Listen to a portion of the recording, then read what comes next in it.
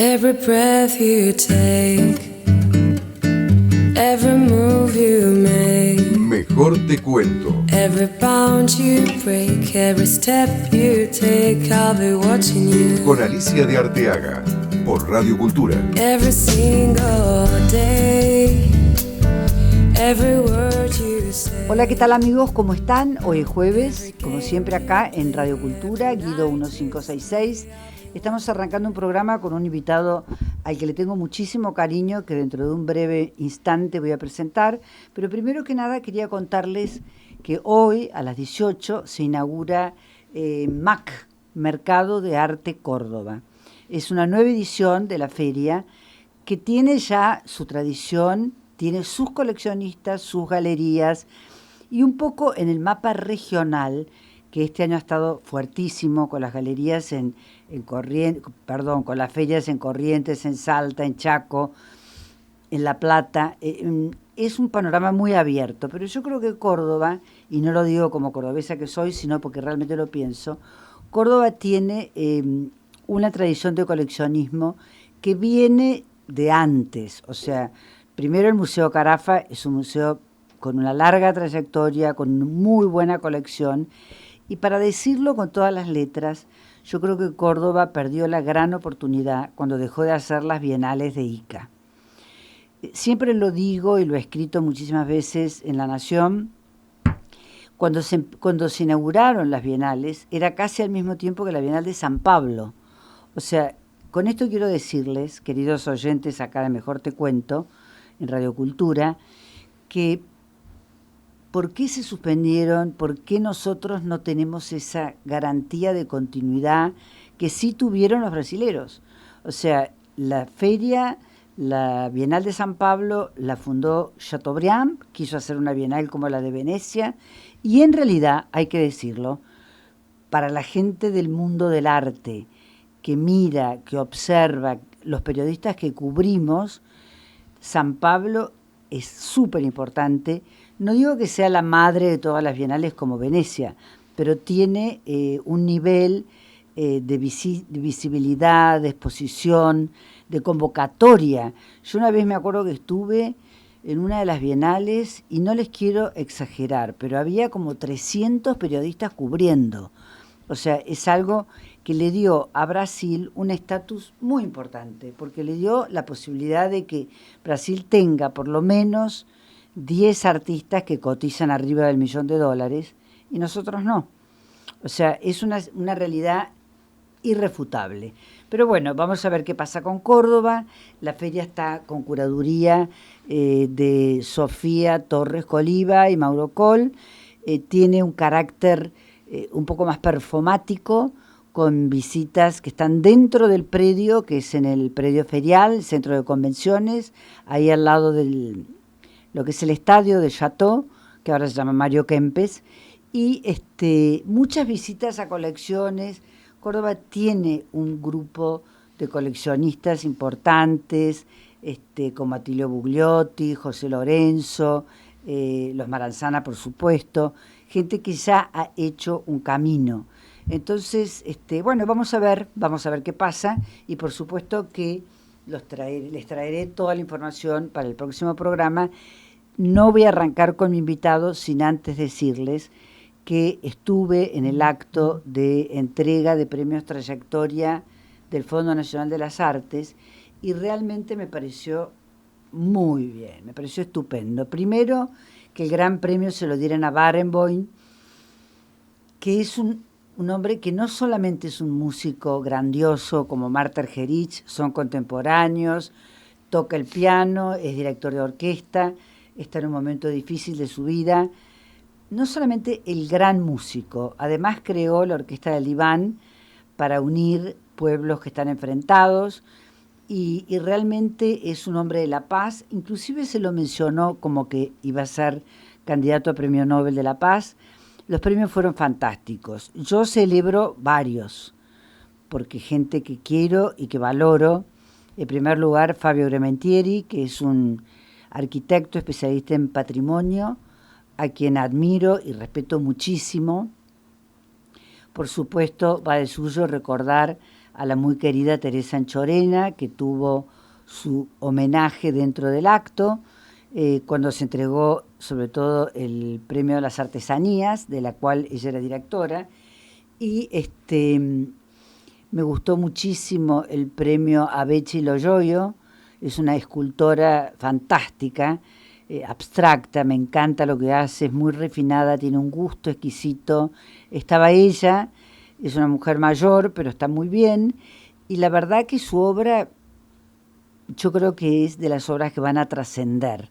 Yo le encuentro ya una imagen y una identidad muy definida y a mí me encanta. Y por supuesto a Sonia Bergman, porque Sonia, que es una arquitecta paisajista que actualmente vive en Uruguay, porque tuvo un problema muy serio, que alguna vez la vamos a invitar para que ella misma lo cuente, porque denunció que se iba a hacer una estación del metro, del Metro de Buenos Aires, en la plaza que está al lado de Plaza Francia, que no recuerdo el nombre, no sé si se llama Roberto Ortiz, no recuerdo, pero es pegado a Plaza Francia, y ella paró la obra. La paró y al hacerlo, por supuesto que no solamente se ganó enemigos, se ganó un juicio tremendo que tiene además comprometido su patrimonio, vive en Uruguay. Bueno, realmente es una defensora de los árboles, del paisaje de Buenos Aires. Yo hoy en mi Instagram, que les recuerdo es @alisarte, no pude resistir la tentación de volver a poner los jacarandades, porque creo que son una imagen de Buenos Aires. Traté de buscar imágenes, si se fijan, los pueden ver, en los que se ve un poco la arquitectura, porque yo creo que Taís, que era un hombre muy inteligente, puso estos árboles que tienen un color que le sienta fantástico a la piedra París, que es, por supuesto, identidad de Buenos Aires, arquitectura de l'École de Beaux-Arts, y que realmente sintoniza de una manera maravillosa con este azul violeta, azul celeste del jacarandá. Bueno, tenemos la feria, tenemos los premios, por supuesto que felicitar a Tulio Andrausi Guzmán, que es el presidente del fondo, recordar que el fondo estuvo a punto de cerrarse, y les digo que el fondo ayuda a los artistas. Ya con nuestro invitado de hoy, que es un hombre del arte, hablaremos también de esto y de la situación de los artistas, los caminos, los recorridos, los cambios, y por supuesto que ha llegado la hora de presentarlo. O sea que vamos a presentar a nuestro invitado de hoy, que es nada menos ni nada más que Gonzalo Vidal. Gonzalo, ¿estás en cámara? Estás en cámara.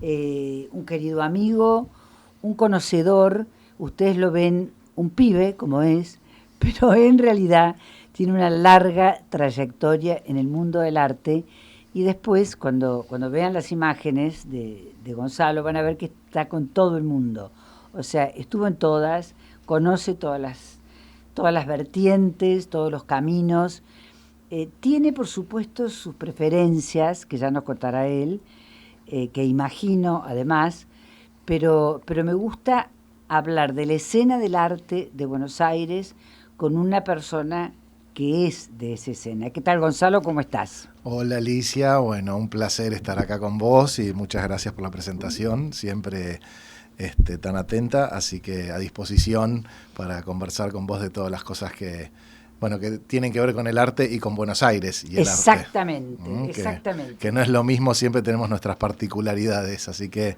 está bueno siempre contar el detrás de escena para que también la gente pueda entender un poco más qué cosas pasan y por qué. Exactamente, yo creo que estaba tratando de encontrar tal vez una definición para lo que vos representás, porque viste, sos un personaje que por supuesto ha trabajado en galerías, trabaja con galerías, ha estado en ferias, ya nos contarás tu historia, pero evidentemente lo curioso, lo interesante es que has recorrido un camino largo, porque empezaste muy joven, y además te ha tocado vivir, un poco como me ha tocado a mí, que soy mucho mayor, pero también me ha tocado vivir esa transición de un país en el que la escena del arte cambió. O sea, hay que decir que, por ejemplo, cuando yo empecé, bueno, todavía era como que había que comprar un fader. Sí, claro. Sí. Pero ahora contame, ¿cómo empezaste vos? Bueno, yo empecé efectivamente, como bien decís, de chico, absolutamente de casualidad. Empecé trabajando de cadete en una galería que hoy no existe más, que se llamaba Art House, que la dirigían Estela Navarro y Alejandro Furlong. Al principio para mí fue un trabajo como cualquier otro, pero después me empecé a interesar, empecé a leer y principalmente empecé a mirar mucho.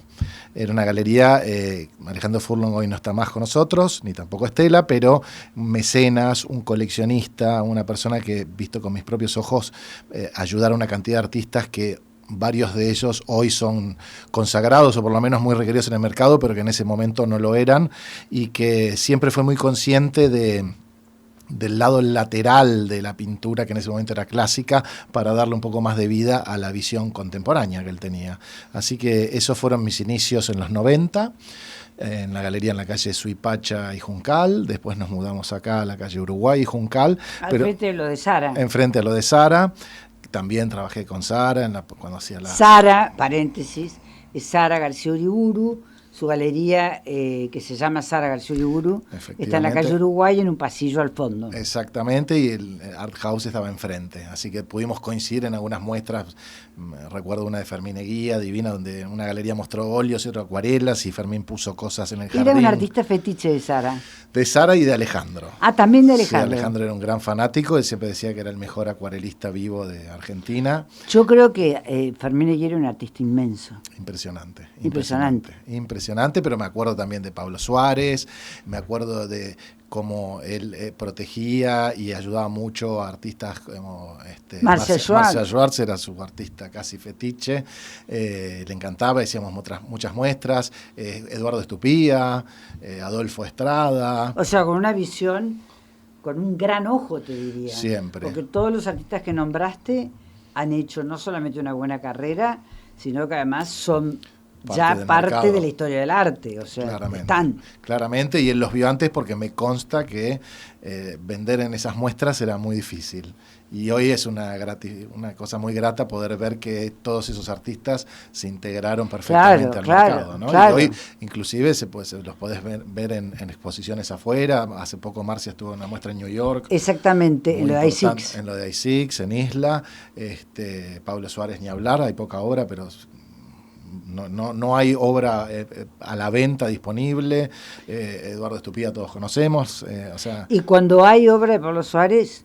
Se vuela en un segundo. Hubo una revalorización de todos esos artistas que al momento que yo empezaba pasaba todo por lo clásico. Esto era como el alternativo. Era mucho más difícil eso que lo que es hoy el contemporáneo. Uh-huh. Porque no tenían posibilidad era muy baja la venta. Entonces, hoy el arte contemporáneo tiene mucha más presencia, más visibilidad que en ese momento. Pero bueno, esos fueron mis inicios después de 10 años y terminando siendo, digamos, el manager de la galería. Decidí abrirme camino a partir de una investigación que hice en Boston en la colección de John Axelrod, también una colección curada por Alejandro. Después hice para el Museo de Marcos Curi el mismo trabajo.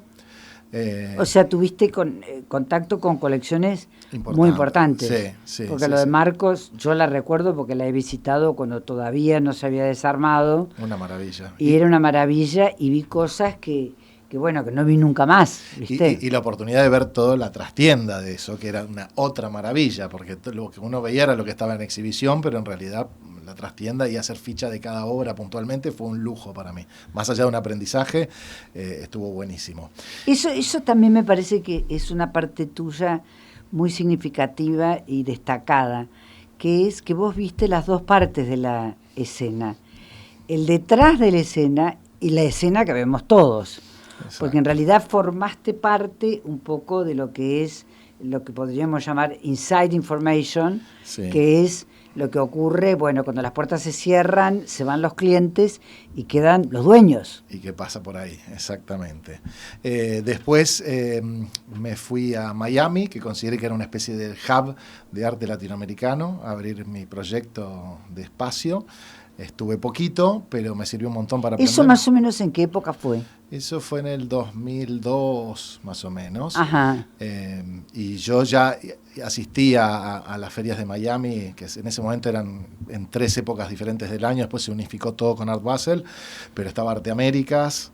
No sé si te acordás. ¿Fue la primera Arte Américas? Desde la primera, sí, sí. No, pero no. Art Miami fue primero. No, Art Miami es la más antigua de todas. Claro. O sea, Art Miami cumplió... Era ese matrimonio. Eran los Lester, Exacto. exactamente. 30 años debe tener Art Miami, era la primera y era una cosa de locos. Y después se fue, a Arte Américas, después apareció Basel y hubo un reacomodamiento de todo eso. Pero bueno, en ese momento... tuve mi primera aparición en el mercado de Miami, hice una muestra en el Design District, donde hoy es muy distinto a como cuando era esos momentos.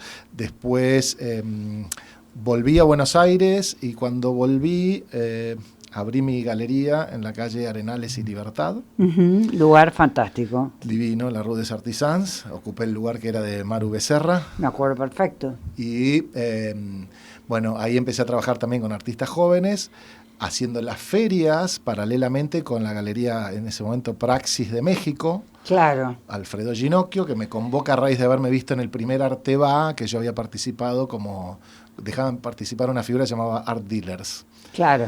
Y ahí me vio él en esa edición de Arteba y me propone trabajar juntos, así que lo de Miami medio se afianzó con eso, pero ya desde Buenos Aires y viajando puntualmente para las ferias. Alfredo en México y yo en Buenos Aires. Fantástico, y acá te quiero hacer una pregunta. ¿Cómo es el tema? Porque justamente esa posibilidad que tenés vos de mirar la escena de adentro y de afuera, ¿cómo es el tema de las ferias, lo que se elige para llevar? ¿Cómo es la relación con los clientes? ¿Ustedes convocan a los clientes que tienen? ¿Hay nuevos compradores? Viste que hay como un mito de Art Basel, por ejemplo, ¿no? Es el gran mito, la gran feria, apareció Art Basel y todo el mundo murió. Un poco todo. Tembló. Sí. Ahora, sé que en esta edición, porque me llegó la información, bajaron 9 galerías que se fueron. Me parece que Art Basel, un poquito herida en el ala, está por Art Basel París. Sí, hay varias cosas. En primera instancia hubo una sobreoferta impresionante, o sea, hubo un momento que llegó a haber literalmente 30 ferias paralelas en Miami al mismo tiempo. ¡Qué bárbaro! Con lo cual definitivamente no lograban absorber todo el mercado.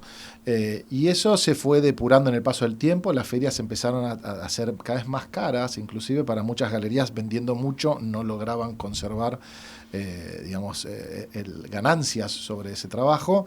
Y discúlpame, no tengo idea, pero ¿cuánto cuesta una feria en el grosso modo de lo que tenés que gastar? El hotel, los pasajes, la feria misma, el metro cuadrado. Y eso en Art Miami, que no es la más cara siempre fue Basel, pero después en escala de seguir Art Miami, en la última edición pagamos $70,000. Es muchísimo. Al inicio de la feria, es decir, estás menos 70.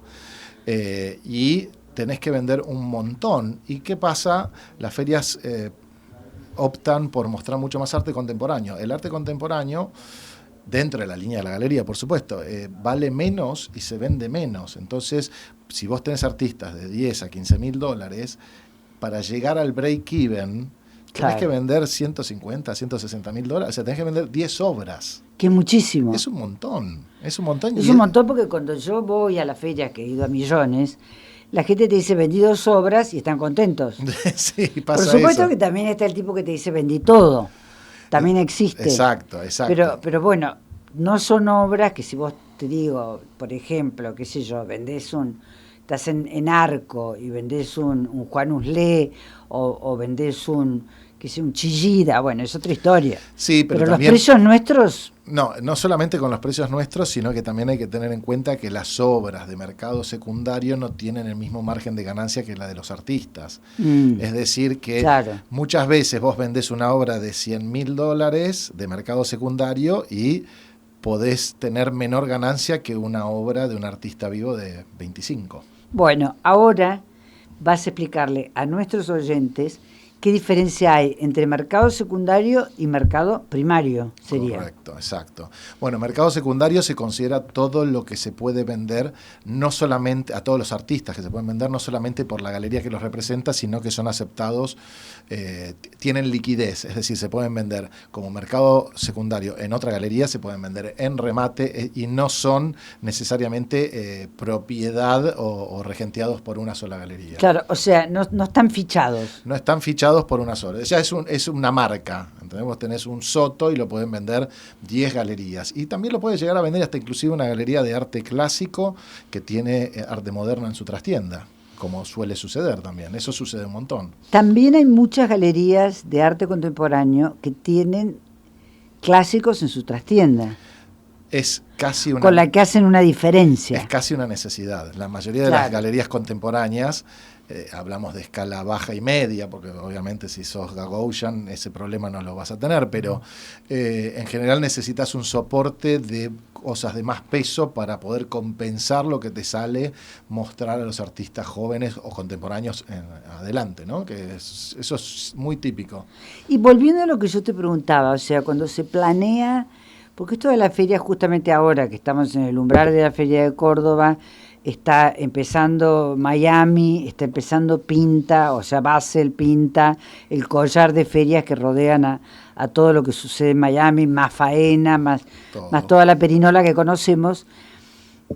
¿Cómo se eligen los artistas? Porque eso también me parece que es clave en la decisión del galerista y de quien trabaja en la galería, de qué vamos a llevar. Sí. Es un tema, ¿no? Es todo un tema, porque tenés, por empezar, los artistas que trabajan y que desarrollan o que quieren mostrar la galería, los cuales tienen la ficha y están haciendo carrera juntos con ese artista. Por otro lado, tenés que contemplar sí o sí la parte de sustentabilidad. O sea, claro. Es decir, que si lo vos vas tenés a vender o no lo vas a vender. Claro, vos si tenés un artista que vale X plata y vendés 10 y así todo perdés plata, tratás de subsanar eso con otros artistas, que por ahí son o de mercado secundario o armás una estrategia que dialogue sobre lo que vos querés presentar. Pero principalmente es tratar de presentar algo que siga en la línea de tu trabajo y, por otro lado, que se genere una rentabilidad. Pero ¿no? digamos, para darle un ejemplo a nuestros oyentes, que son en este momento a quienes nos dirigimos y con quien queremos compartir esta información que no siempre está disponible. Sí. Es como si yo te dijera que yo soy una galería que vendo contemporáneo y llevo un artista joven, pero a lo mejor en la trastienda tengo un Le Parc. Exacto. Suponte, o tengo un Tomaselo. Exactamente. O un Penalba. Sí, o Marta Minujín. O un Marta Minujín. Sí, 100%. Eso tiene que ser así. Y hay veces, hay convenios entre galerías que manejan el mercado secundario o se eligen para tal feria para que no se repitan los mismos artistas o las mismas obras, porque pasa que en Basel hay 5 galerías que pueden representar a Le Parc, por ejemplo. Claro, exacto. Entonces cada una lleva una serie distinta para no competir contra ellos mismos. Claro, ¿no? claro. Entonces es toda una gran estrategia y un armado. Y aparte tenés que considerar la producción de los artistas, que muchos de ellos producen especialmente para esa feria, y eso es una lotería, porque puede salir muy bien o no. Eso es un gran tema. Y sí, porque no hay vos no podés proyectar, no es una manufactura que podés repetir. O sea, puede haber obra que es muy variable dentro del mismo artista. Entonces, claro, de hecho, no vamos a hacer los nombres, pero ha habido artistas que a lo mejor en una feria anduvieron muy bien y en otra feria con otra obra no anduvieron muy bien. Exacto.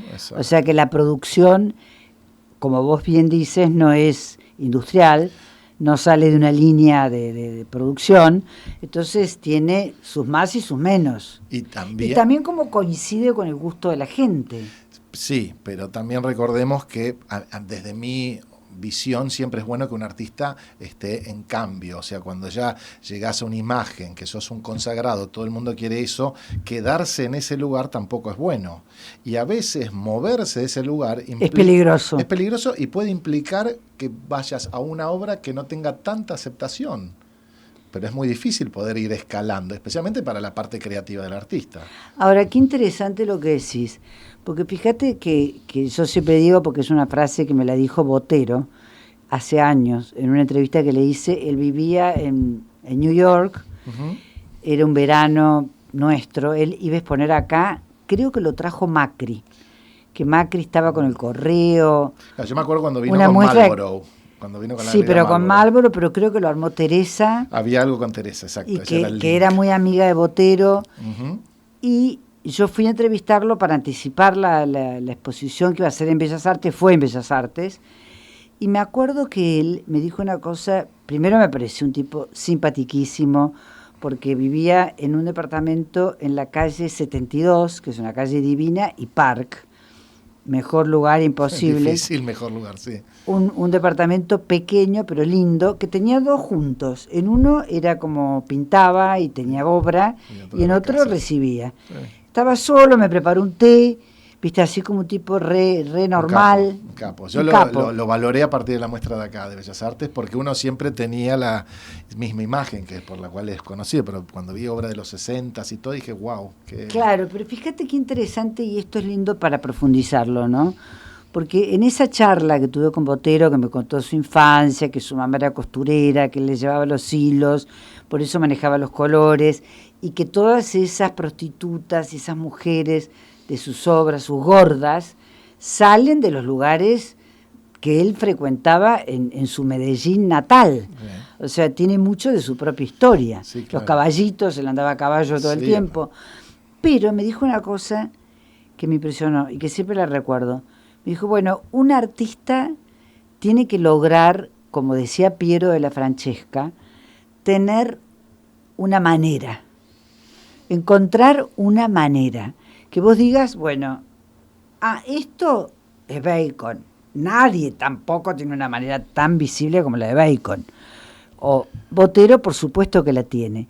Sí. Ahora yo digo, si Botero hubiera adelgazado sus personajes, yo creo que no es el mismo, ¿no? Bueno, ahí es justamente lo que él te decía, que la línea que une toda su obra, vos te das cuenta, un Botero desde el 1960 hasta el día que pintó cuando se murió, porque hay una línea, y no tiene que ver necesariamente con las gordas, pero sí detectás que aparte, entre comillas, la pintura de Botero no es de gordas, es pintura engordada, porque el jarrón es gordo, los personajes Claro, son gordos, las la mosca frutas. es gorda, todo es gordo, es decir, que es una pintura engordada, pero sí me acuerdo haber visto esa muestra en Bellas Artes y darme cuenta la solidez del tipo de poder seguir siendo él en el paso de los años con una imagen que no era la misma necesariamente.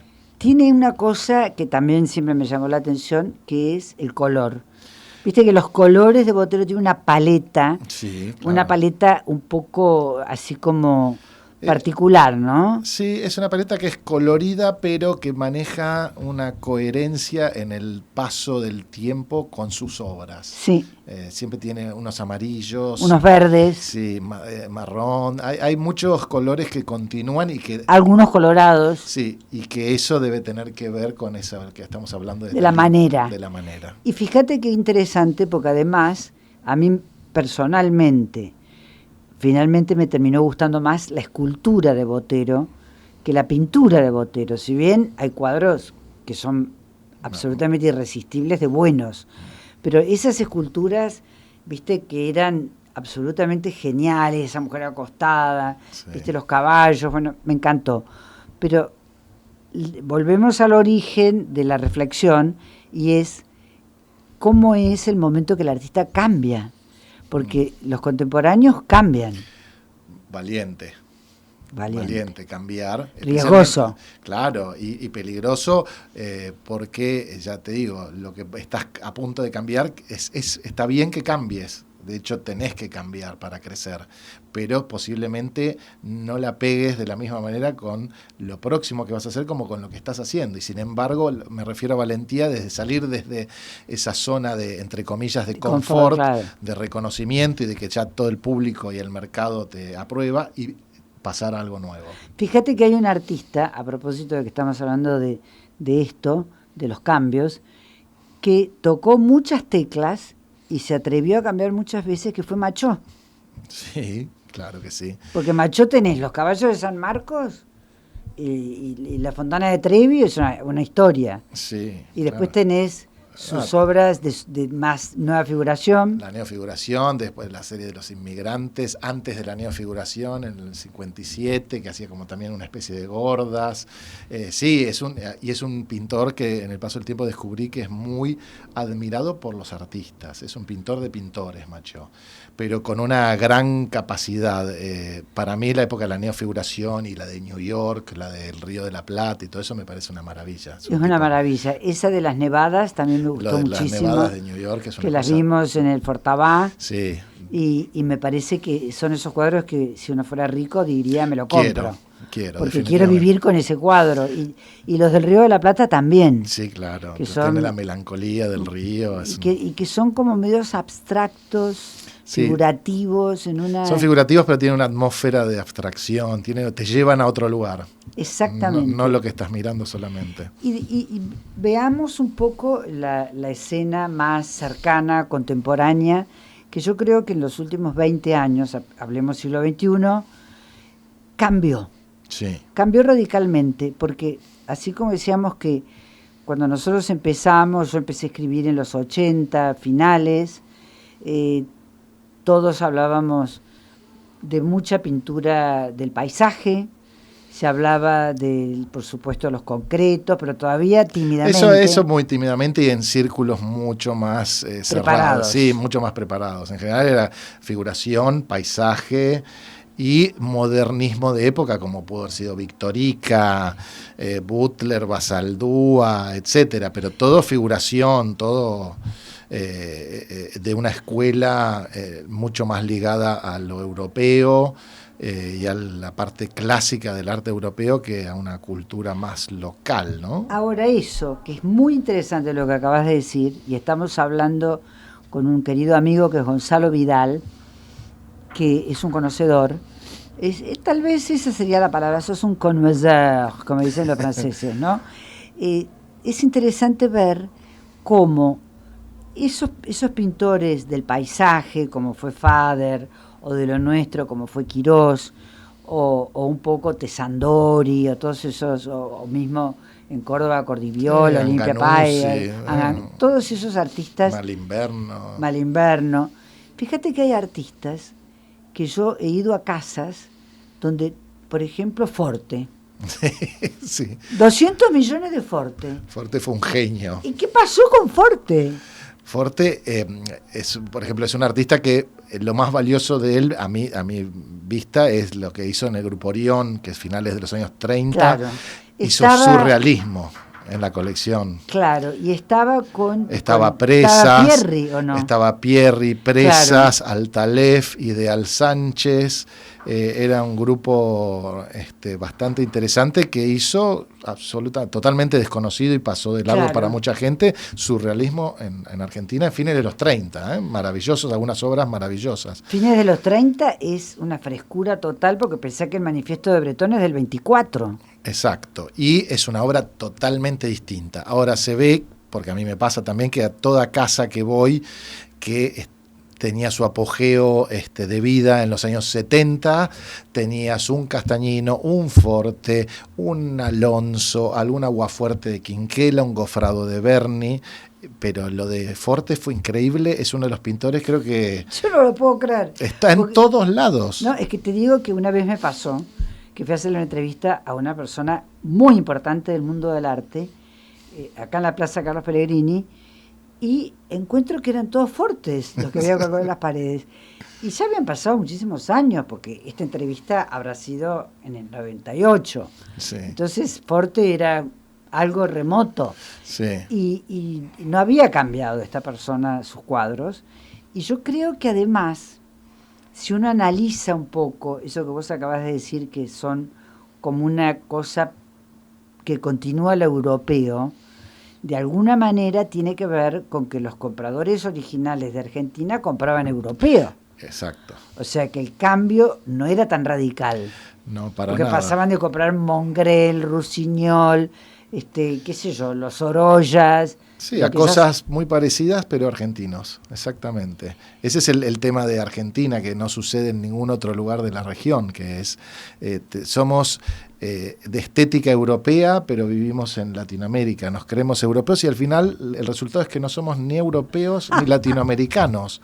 Y nuestra estética, las obras que se manejan en no tienen nada que ver con todo lo que nos rodea, que es mucho más colorido, mucha más figuración, y acá es totalmente a la europea, o sea, es mucho, lo cual de alguna manera es una de las cosas que también nos juega en contra, de alguna manera, en lo que es estética y mercado internacional. Claro, porque vos buscás una identidad. Bueno, tal vez hay un caso como que empezó, como que se hizo un turning point o un click, que fue Gabriel Chaile, que es otra historia de la que ahí empezamos a hablar del americanismo. Sí. Por eso te digo, Gabriel Chaile, la Chola Poblete, después hablamos de eso, yo vengo de Salta. Te digo, vi unos artistas increíbles, Gonzalo, que me encantaron y que pintan en Tilcara, con tierra, con cosas que encuentran ahí. Y eso sí tienen la estética del lugar. ¿Qué es lo que es en general? Hacen los óleos con yerba mate, ¿sí? La tiñen. Pero bueno, antes de pasar a eso, yo quería reflexionar sobre este gusto argentino, que estaba primero Santa Marina, Guerrico, los grandes coleccionistas de ese momento que hicieron nuestro Museo Nacional de Bellas Artes con sus donaciones. Sí, claro.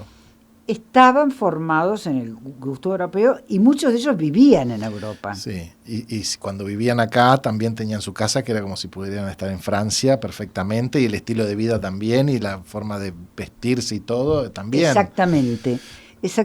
Entonces hay algo que yo quiero señalar porque me parece que cuando se dieron los premios el otro día, de esto que comenté al comienzo del Fondo de las Artes, le dieron un premio a Orly.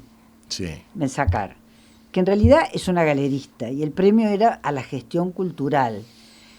Parecía que había como un desfasaje o una cosa, un tour de force que no se entendía mucho.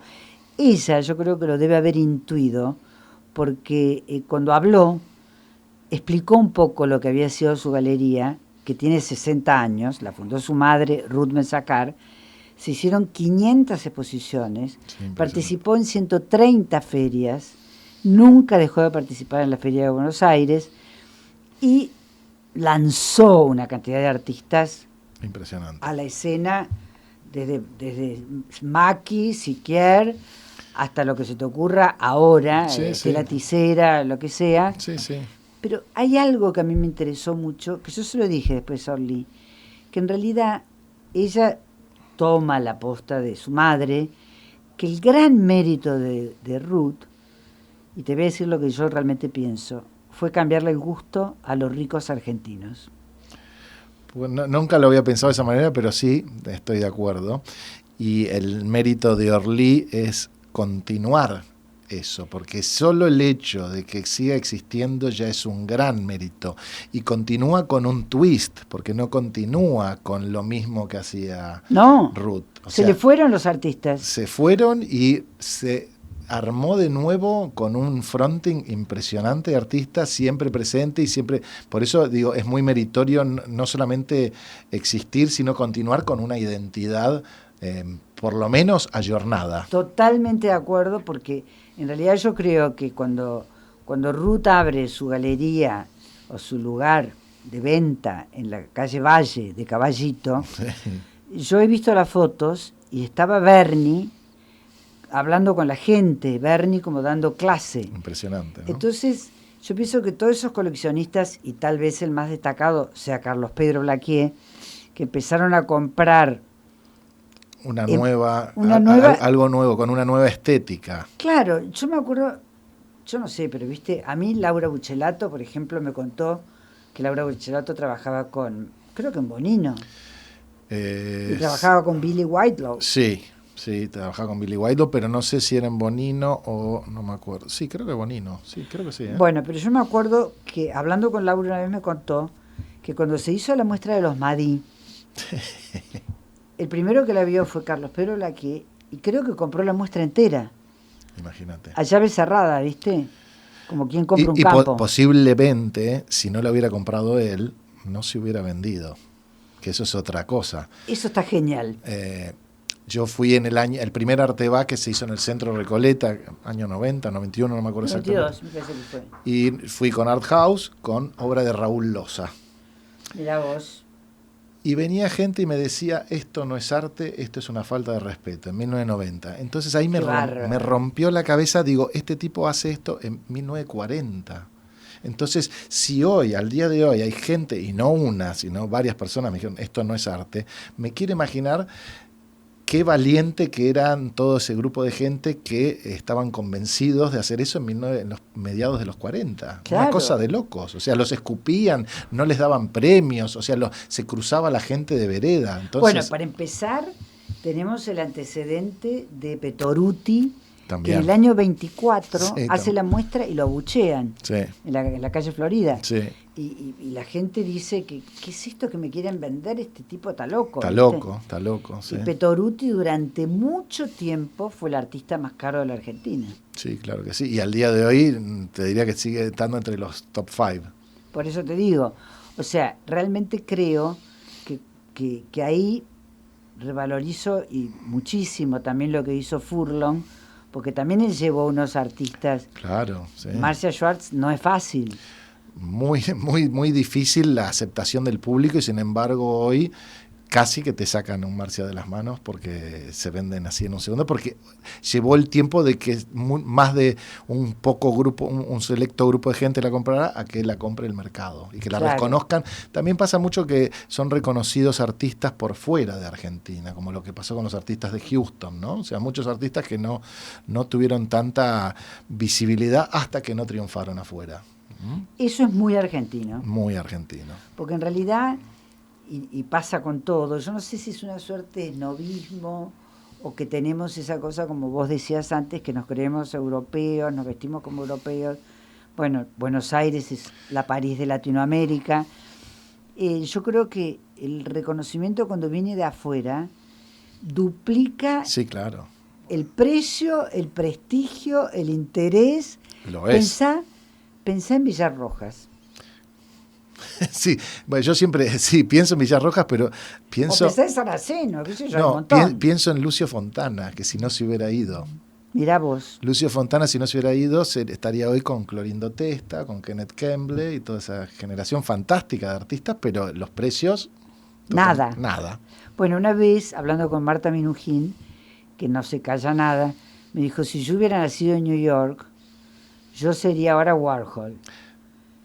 No tengo la bola del futuro, pero, no, algo parecido sí. Me refiero como que tendría otros precios. Sí. Más allá de que sería una figura incontrastable, destacada, invitada. Sí. Lo es. Estoy de acuerdo. Lo es porque Marta, y te saludo Marta querida, Marta es la figura del arte en la Argentina por su obra y por ella misma. Bueno, porque ella es parte de su obra. Claro, también, ¿no? Ella logró montar ese personaje que la define antes de que diga quién es. Y lo hizo por mucho tiempo también, ¿no? O sea, no es lo mismo el mercado del arte de Marta Minujín hoy que el de hace 10 o 20 años inclusive. Exacto. Eso es muy distinto, pero... también es una postura que tuvo desde los 60 hasta el día de hoy y no la modificó para nada. O sea, siempre siguió creyendo fiel a las cosas que ella creía, ¿no? Yo cuando vi la Menezunda dije, wow, esto es... Mira, yo una vez me acuerdo, estaba en Dominicana, que me había invitado Leopoldo Mahler para ver una muestra. Sí. El otro día hablé con él, tuvo una operación tremenda y está muy bien, y va a hacer una muestra en el Bellas Artes. Sí, sí. Bueno, y él me contó que él estaba en el grupo de la Menezunda. Él estaba en el grupo. O sea, Sant'Antonini y Marta llevaban la batuta. La batuta. Pero él estaba con Había otros. todo un grupo de gente. Claro, que ayudaban, ponían ideas. Y que lo de Marta era colosal, ¿viste? Porque parece que le salían chispas de la cabeza. Es increíble. ¿Viste? Tenía ideas. Y si nos posicionamos en ese momento, aparte, imagínate. Claro, o sea, claro. Es muy distinto que lo hagas hoy que lo hayas hecho en los 60. No, y aparte que si vos lo ves hoy, tiene una actualidad. Impresionante. Que es como si vos dijeras, bueno, pero ¿cómo fue que se dio cuenta y se animó? Bueno, es un artista bastante fuera de serie, genial. Sí, claro que sí. Y ahora vamos a volver un poco al presente. Muy bien. porque yo creo que esto que decíamos que desde el siglo XXI, o sea, desde el 2000 para acá, la escena cambió y cambió por muchas razones. Yo creo que una de las cosas que por lo menos a mí me parece que fue que fue decisiva, fue la creación del Malva. O sea, el Malva demostró, primero, que se podía hacer un museo privado, nuevo, y que fuera el más visitado. Segundo, que podía haber un hombre rico, exitoso, del mundo de las finanzas y del real estate, que comprara arte. Que se mostrara. Y que se mostrara y que lo contara y que saliera en los diarios. Eso sí fue un quiebre, porque antes posiblemente pasaban cosas, pero nunca te enterabas. Era todo puertas adentro. Así que sí, definitivamente es uno de los anclajes que hizo cambios en el arte en Buenos Aires y en Argentina, ¿no? Y de alguna manera en la región, porque hubo algunos contagios del modelo Exacto. Malva Costantini. Así que para nosotros es una maravilla tenerlo. Y además, Gonzalo, también pienso que aparecieron muchos coleccionistas jóvenes, que son lo que podríamos llamar 50 años, 45, hasta Sí. 40. Tal vez el que hizo la colección más importante, porque la hemos visitado y la vemos muchísimas veces, la de Alec Oxenford, que es muy contemporánea. La empezó Inés Katzenstein, Sí. que después se fue al MoMA, Ujú. y lo ayudó a él a armar esta colección, y realmente vinieron otros. Sí. Hay un grupo de collectors jóvenes. Sí, eso es cierto. Es un cambio. Es un cambio bastante en una escala chica, comparada con la generación anterior, donde todo arquitecto, abogado o dentista que le iba bien tenía arte en su casa. Acá, Eso contame, ¿cómo era eso? y eso era, el arte formaba parte de la vida en la Argentina pujante del profesional que le iba bien y que le gustaba. Estamos hablando de años. Años 70, Ajá. 70, 60, 70, te diría así. Como te decía, toda casa tenía arte, y eso era mucha más gente que los Oxenford de hoy.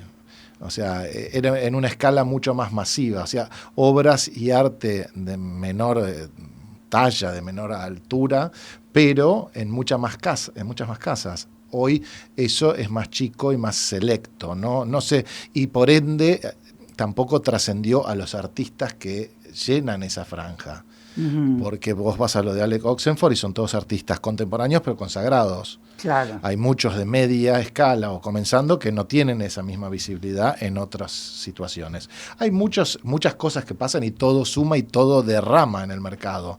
Pero entiendo que era mucho más masivo tener arte en tu casa en los 70s que hoy. Bueno, eso lo he hablado muchas veces con quien creo que es un representante perfecto de ese perfil, que es Fito Fitterman. Capo, sí. Fito es el paradigma del hombre que empezó de la nada, que se hizo rico con su trabajo, que bueno, además estuvo en la política, fue funcionario, secretario o ministro de Obras Públicas, Sí. del gobierno de la Intendencia de Saguier, si no me equivoco, Sí. y además llevó artistas como Alonso a todas partes. Un gran fanático de Alonso, y Alonso, por supuesto, te guste o no te guste, es uno de los mejores artistas de la Argentina, sin duda, ¿no? Totalmente. Un artistazo, y le dio un empujón desde la vía privada. Acordate que también acá se juntan muchas fuerzas entre privados y públicos, porque un museo te puede mostrar una cosa, pero el mercado o un museo privado o una colección que te muestre obras van a ser distintas seguramente, y van a tener Claro. otro enfoque, Claro. lo cual te da mucha más panorama del trabajo y de la vida de ese artista, ¿no? A mí me parece interesante porque 2 veces en esta pequeña conversación dijiste las casas llegó a varios lugares, pero no llegó al mercado. Sí. ¿Eso qué quiere decir? Que tiene masividad, que es más amplio. que son otros precios. Hay mucha más oferta definitivamente contra la demanda. La demanda nunca fue espectacular, pero sí hoy el arte contemporáneo ha llegado y está en una cantidad de lados que definitivamente antes no existía. Esto, acordate que empezó en los 2000 también con las galerías en Palermo, después en Villa Crespo, Chacarita, en la inclusión del arte contemporáneo y fotografía, que antes no existía, con las tecnologías nuevas que lo permiten. Entonces empezó a masificar el arte en su oferta, pero no es equilibrado con la demanda, a mi forma de verlo, ¿no? Porque veo, yo estoy yendo a 10 inauguraciones por semana y hay montones que no voy. Claro. Es increíble la escena cultural que hay, museos, exposiciones, remates, inauguraciones en galerías espectaculares. Es increíble la oferta que hay. Sin contar esta estrategia nueva que hay, que es como una alianza tácita pero real entre el mercado inmobiliario y el arte. También. Porque todos los edificios de Ascuy llevan una obra de arte. Entre otros, mañana claro. van a anunciar el ganador de esta nueva edición. Saludo a Sol Juárez y a Gerardo Ascuy. Vamos a estar en el Moderno mañana para verlo. Pero hay como un derrame también a otros sectores, claro. Que yo te digo, yo me acuerdo, y vos dijiste los 70, pero yo me acuerdo de haber estado en departamentos, concretamente me acuerdo uno en Callao, en la Bajada, donde vivía la madre de una amiga mía, que tenía una obra de Alonso en la entrada, que era como un mosaico. Así, viste, que los artistas hacían obra para las casas de departamentos. Sí, claro, sí. Estaba muchos artistas con esa visión de no un museo, sino vida hogareña para la obra, ¿no? Que por tamaño, por accesibilidad y por estética también. Claro, y además había un deseo de los dueños de casa de decir, bueno, nos ponemos de acuerdo y ponemos un Alonso. Yo vivo al frente del Botánico y en una de las casas que hay por ahí hay un Berni, o sea, como que en realidad que son de esa época. Sí. O sea, que había, como vos decís, había derramado de una manera más generosa a más gente que tal vez no existía, probablemente el eco mediático que hay hoy. Correcto, sí, la difusión, la cantidad de cosas que sucedían. Claro, porque... Pero obra en espacios, yo recuerdo en la esquina de Belgrano que hay un Yomi gigantesco, claro. las chapas de Seoane en varios edificios, había mucho arte público incorporado a los edificios que se construían. Exactamente. Eso es una tarea que hoy está Ascuy en un nivel más alto, pero que también está haciéndolo, que está buenísimo que pase. Está buenísimo y aparte me parece que genera como un efecto dinamizador del mercado, porque evidentemente toda esa gente que va, que después ve, hay un efecto imitación, hay un efecto tentación, hay un efecto deseo, claro que sí. Que evidentemente se va pasando. Y también dentro de las cosas que cambiaron, fíjate que, por ejemplo, el caso Nordelta. Sí. Vos tenés mucha gente que vive en Nordelta, que tiene el colegio, los estudios, todas las cosas en Nordelta y no vienen al centro. Claro. Y, por ejemplo, Malva Puertos, de alguna manera, acerca a la gente. Es muy genial lo de Malva Puertos. Es muy genial porque todos nosotros, operadores de arte, nos da ganas de conectar con la gente que vive en Nordelta o en Puerto Madero, que es más cerca, pero que sí viven como en esas ciudades cerradas y no se mueven. Entonces, por ahí no van al Malva, no van a Bellas Artes, pero el Malva va a ellos. Totalmente, yo creo que eso es fantástico. Eso es buenísimo. Y el otro día pasaron la cifra de visitantes y yo me quedé absorta porque eran como 200.000, por decirte algo, era una cifra enorme. No, es buenísimo. Está bien que hacen una cantidad de actividades y que en ese sentido... Pero acerca a la gente al arte, que es lo que esa gente joven que vive ahí no tiene. Mira, es una frase recontra vieja, recontra dicha, recontra sabida, pero es cierto que no se ama lo que no se conoce. Correcto. O sea que si vos no vas a los lugares, es difícil que te vean, que te Y es difícil que reconozco. vos veas también. Y te voy a hacer una última pregunta porque se nos acaba el tiempo. Yo te digo que pensé que recién empezábamos. Y ahora no puedo Bueno, creer. da para mucho todo el tema. No, creo que va a tener que venir otra vez. Pero lo que me parece fantástico también es que hay como una especie de línea divisoria rara entre el mundo de las subastas y el mundo de las galerías. Porque antes las subastas, todos sabíamos que si ibas a Sarachaga te encontrabas el Fader, el Quirós, el Quinquela, etcétera. Y si ibas a Navón te encontrabas la pintura inglesa, por ahí para un Milagro, un Manning, un Stubbs, pero estaba eso. Sí. Y ahora están todos. Sí. Entonces la línea divisoria es como que se fumó, fronteras porosas. Sí, 100%. 100%. Y eso yo digo, ¿qué determina en el proceso de comercialización? ¿Genera conflicto? ¿Crea ámbitos separados? ¿Cómo es? Bueno, por empezar, crea algo distinto que antes no existía, que es la inclusión de artistas vivos contemporáneos en el mercado secundario. Ajá. Entonces, ya de ahí está cambiando una cosa. Vos podés comprarte una obra de un artista contemporáneo en la galería que lo representa, o por ahí la podés comprar en un remate. Pero, ¿qué pasa con esto?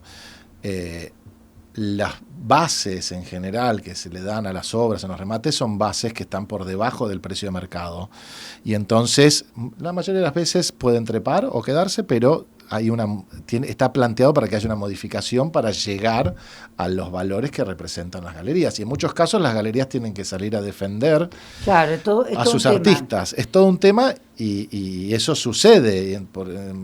Entonces la participación, el ingreso de galerías a los remates antes no existía y hoy sí sucede. Y vas a un remate y por ahí yo fui a un remate la semana pasada y había 6 galeristas. Yo creo que con esto abrimos un nuevo capítulo para nuestro próximo encuentro, porque ha llegado la hora de cerrar nuestro espacio. No sé si estamos... Muchacho, ¿estamos en tiempo? ¿Nos queda algo? 1 minuto, o sea, para despedirnos. Bueno, Gonzalo, te agradezco muchísimo. Puedes saludar a la audiencia, si querés. Como no, bueno, primero te agradezco a vos Viste que te dije que nos íbamos a divertir, seguro, ¿no? sí, ya estaba garantizado. Pero está buenísimo poder compartir todas las cosas que uno ve y aprende, de las cosas que no se ven regularmente cuando vas a una exposición, ¿no? Todo lo que pasa por detrás es súper interesante y no deja de ser un negocio como cualquier otro. Claro, y aparte yo creo que conocerlo desde adentro, como es tu caso, permite establecer conexiones, relaciones, lazos que normalmente no se ven. Nunca se ven. Entonces, a mí me parece interesantísimo hablar de esto. Te agradezco muchísimo a ustedes, queridos oyentes. Los espero el próximo jueves a las 14, acá en la calle Guido, en Radio Cultura, para hablar de arte de un lado y del otro. Agradecerle a Gonzalo Vidal su visita porque nos ha iluminado en un montón de terrenos y me impresiona todo lo que sabe, todo lo que ha acumulado en estos años, que son muchos, aunque no se nota, porque es un pibe. Y les digo como siempre, sean felices o por lo menos traten. Every word you say, every game you play, every night you stay, I'll be watching you.